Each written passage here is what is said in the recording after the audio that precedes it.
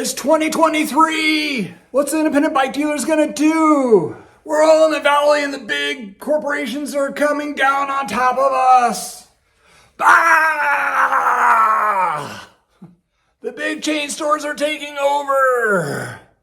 Sorry about that, kind of lose my head, but all kind of sounds like doom and gloom for all the other independent bike dealers and what have you. But us bike shop owners through the decades, we know what to do. It's called the big struggle. And guess what? The ones that survived it are just going to be stronger. I'll go into details after this. Welcome to I Know a Guy Bicycles. Welcome to I Know a Guy Bicycles, hanging out with the guy. Hi, I'm Justin, the guy. Obviously, I have a garage shop. Taking scary how to use bikes one bike at a time. If you like these videos, please like and subscribe.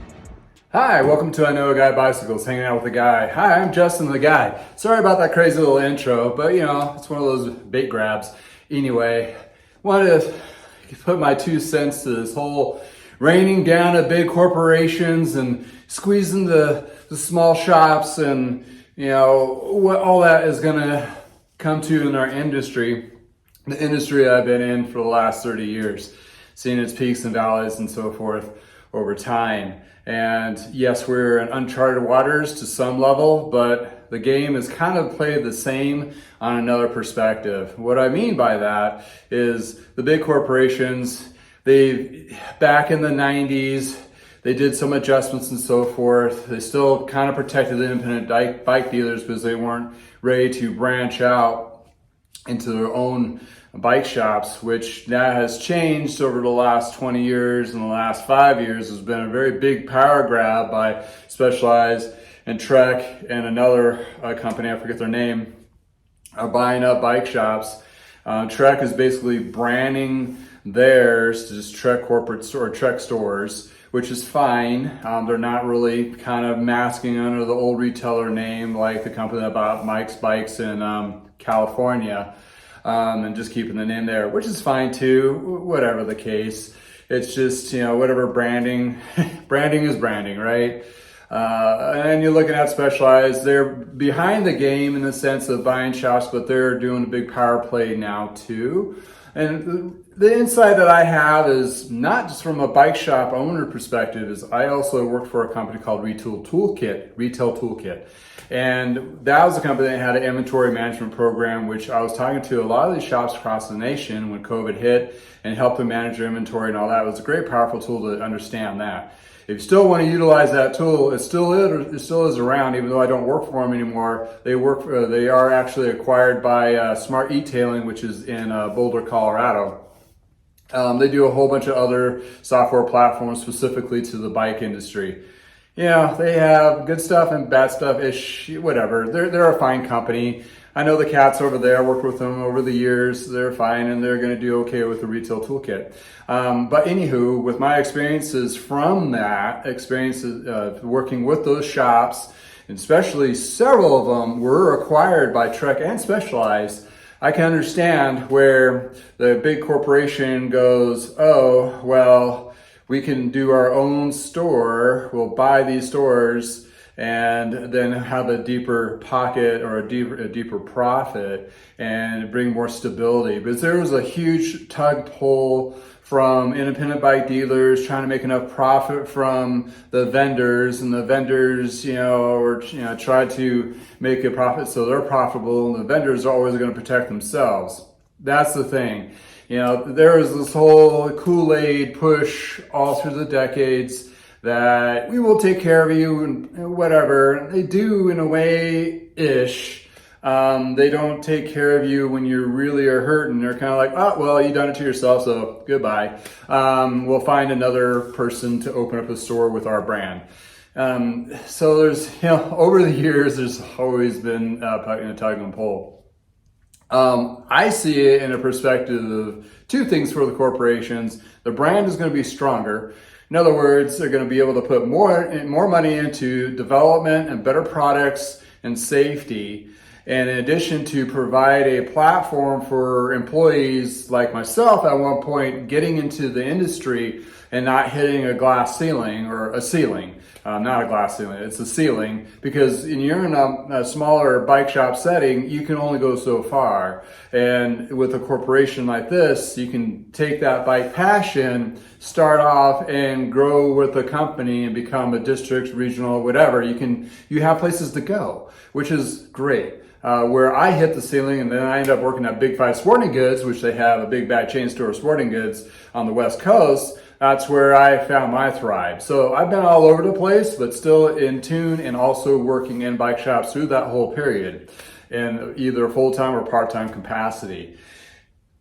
Knowing the struggle. You got your very small mom and pop shops. You got your stores that may have 1 or 2 locations, maybe 3. They're still considered small. Then you have the bigger power ones, which have 7 to 8 to 12 locations, which they have multiples. Or you have a big location that just pumps out bikes everywhere, which I've worked with through Retail Toolkit and seen their growths and their challenges in those perspectives. Well, what's happening is those bigger shops that have been doing it for a long time have been selling out to Trek and Specialized, because they have someone to sell to that actually will give them the value of their company, and basically the business owners when it comes down to it, and are just kind of tired of the struggle. The mom and pop shop where I came from, we thrive on the struggle because we just don't know any better, apparently. So we just keep on beating ourselves over the head and keep going forward and keep throwing things at the wall, and hopefully something sticks.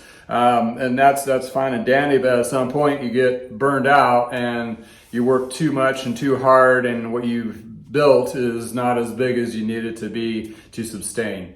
That's where Parker Bikes unfortunately failed from several different levels with the 1-2 punch of economy and so forth. Anywho, not going to talk about that. So basically, your shops in the area that are a little bit bigger or a little bit healthier, they've been through the struggle and they're a family business and they're not going to sell to Trek and Specialized.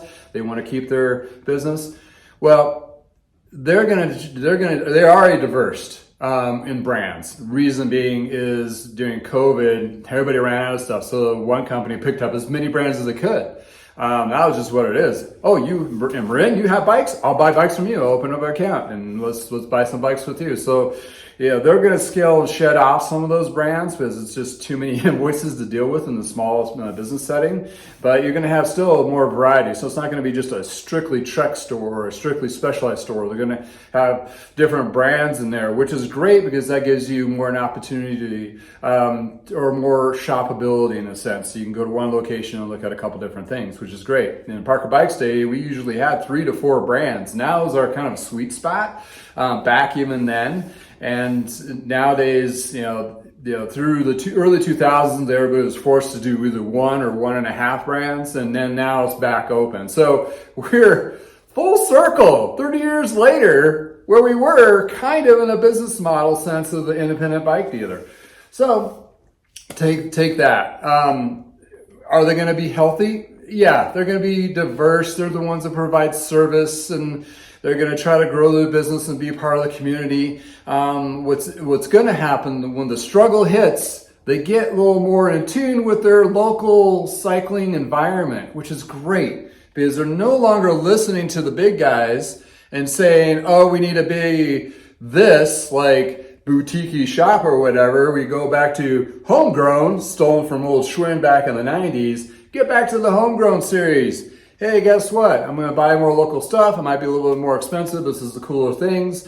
And we're going to do more variety. We're not going to just do what they're going to tell us. We're going to actually take those bits, vendors, and provide opportunities for those smaller vendors to get out in front of customers. And more group rides, more community outreach, more just big warm hug from these shops because they're going to have to do this to sustain. They can't do the model of the last 15 years of being boutique. Boutique is, you're done because boutique is being taken over by Trek Specialized and the other companies that are out there that are buying up shops. They are boutique. So you got to fit underneath that level of boutiquiness basically. And there's still shops that are big enough to do both, but they're still going to have to cultivate that customer base. So that being said, if you're a bike shop owner and you're smaller and you're listening to this and you're like, okay, I've only been open for 3 or 4 or 5 years. I've kind of decided the COVID thing. Here's a couple pieces of advice. Reach out, don't listen to your vendors, listen to your gut. I don't know how many articles I've read about people with too much inventory now. I wish I just listened to my gut and not buy all this crap from everybody, because now I'm discounting it. Basically, you're selling it and you were the warehouse. The vendors need to be the warehouse for you, like we were in the early 2000s and the early teens, because we decided we're not going to stock all this stuff. You have it on hand, we're going to order it when we need it. I don't care if it's a better price. That goes back to pricing. Smaller vendors, so forth, don't carry all of it. It's coming back in stock. Let them warehouse it. You need that chain. You get one to show and one to go. That's it. That's if you need to carry all of that. It's one of those things where you don't need to fill up your floor with that kind of overstockedness. I mean, if you sell through it and you have the numbers for it, that's great. But all those other kinds of things, keep it very on the low volume perspective, because you don't want to be sitting on the inventory and discounting it, because basically you're just shooting yourself in the foot. You're tying up that dollar inventory. Now it comes to the retail toolkit inventory management part of me. So keep it lean. We're going to have to lean back down, reach out, work on bikes, get those customers to come in. You're going to have like those deals are going to come up, like services. This is the time in the early season to get those bikes repaired and tuned and ready to go. Inventory is hitting the street and hitting the shops now. So if you're looking for that newer bike, they may actually have the one in the size and the price point you're looking at. And also the used market is softening up as in prices, so you can actually buy a lower priced bike and actually afford to have it tuned up at a local bike shop and still be below that $1,000 threshold of getting into a new bike. So industry going crazy, it's going to. You're going to have big purchases, like currently one right now is Dick's Sporting Goods just purchased something Jack out of Wisconsin. So basically the big sporting goods chain like REI, Dick's Sporting Goods, is buying into the cycling industry wholesale side of it. So you got those power plays moving too. So local bike shop peeps, I love you. Independent bike dealers, that's my heart and soul, love you. Gotta think out of the box. Gotta start shrinking your floor again, not investing in the companies that are not investing in you, because they're not going to invest in you. You got to invest in yourself and take that time to push it forward. So that's what it's going to come down to at the end of the day.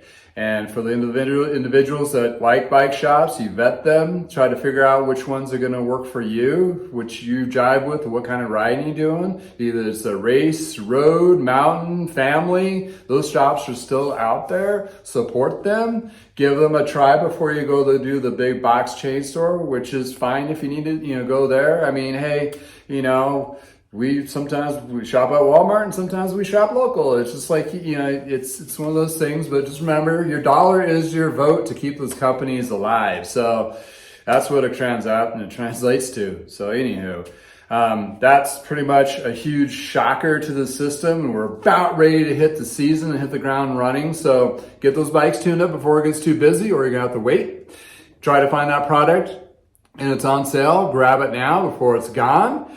And hey, get out there and ride your bike. That's what we're supposed to do. Or find one to ride. Get something new, something to spark up this season. It's either new bar tape for the handlebars, new tires for the bike, or new helmet. Helmets are always good. The extra gloves, those things get nasty and gingy anyway. Toss those, get a new pair.